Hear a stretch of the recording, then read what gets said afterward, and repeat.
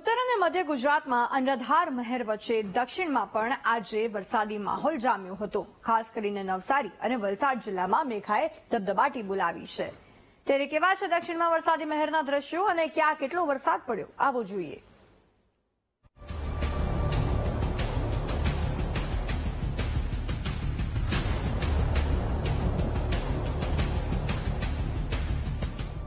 દક્ષિણ ગુજરાતમાં વલસાડ અને નવસારી જિલ્લામાં છેલ્લા 3 દિવસથી મેઘાની અવિરત મહેર વરસી રહી છે. વલસાડ જિલ્લાના કપરાડામાં 24 કલાકમાં સૌથી વધુ 10.68 ઇંચ વરસાદ પડ્યો, જેના કારણે શહેરી વિસ્તારમાં જનજીવન પ્રભાવિત થયું છે. રસ્તાઓ પર ઢીચણથી ઉપર સુધી પાણી ભરાવાથી વાહન ચાલકોને ભારે મુશ્કેલીઓ વેઠવી પડી.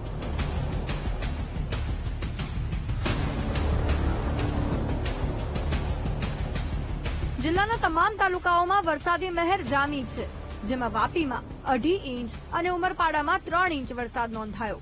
ભારે વરસાદના પગલે વાપીના રસ્તાઓ જળમગ્ન બન્યા, જેથી વાહન ચાલકોને હાલાકી ભોગવવી પડી હતી.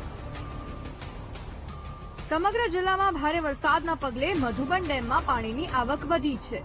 ડેમમાં પાણીની આવક વધતા 10 દરવાજા ખોલી 1 લાખ ક્યુસેક પાણી દમણગંગા નદીમાં છોડવામાં આવ્યું છે, જેથી દમણગંગા નદી ગાંડીતુર બની છે.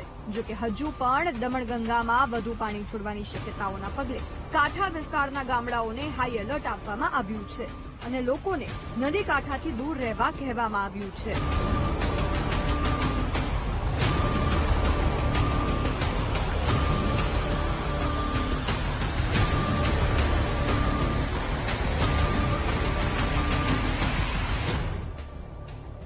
ભારે વરસાદ અને નદીઓમાં ઘોડાપૂરના કારણે જિલ્લાના 209 થી વધુ રસ્તાઓ બંધ કરવાની ફરજ પડી છે, જેમાં ધરમપુરના 68 રસ્તા, કપરાડાના 51 રસ્તા, પારડીના 44 રસ્તા, વલસાડના 26, ઉમરગામના 4 અને વાપીના 9 રસ્તા બંધ કરાયા છે.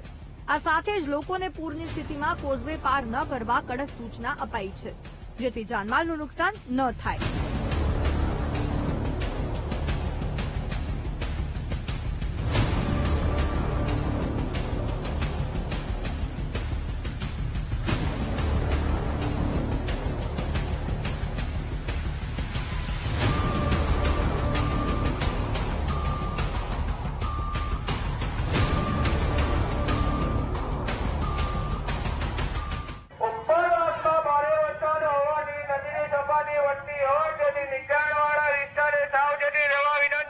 નવસારીમાં પૂર્ણા નદીની સપાટીમાં સતત વધારો થઈ રહ્યો છે. પાણીની પુષ્કળ આવક થતા પૂર્ણા નદીની સપાટી 21 ફૂટ પર પહોંચી હતી, જે ભયજનક સપાટીથી માત્ર 2 ફૂટ જ દૂર છે.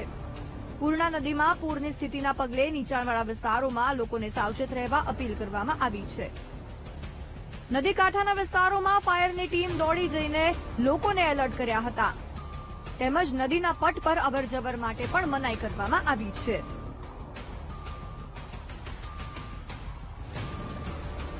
ડાંગમાં પણ મુશળધાર વરસાદના કારણે અંબિકા નદીમાં ઘોડાપૂર આવ્યું છે. અંબિકામાં પૂરના કારણે સુસરદા અને આંબાપાડાના કોઝવે પાણીમાં ગરકાવ થઈ ગયા છે.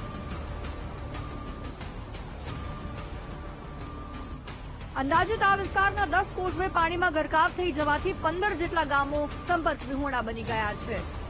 આમ દક્ષિણમાં અવિરત મહેરના કારણે હાલ નદી નાળા ફરી છલોછલ થઈ ગયા છે. Bureau report, VTV news.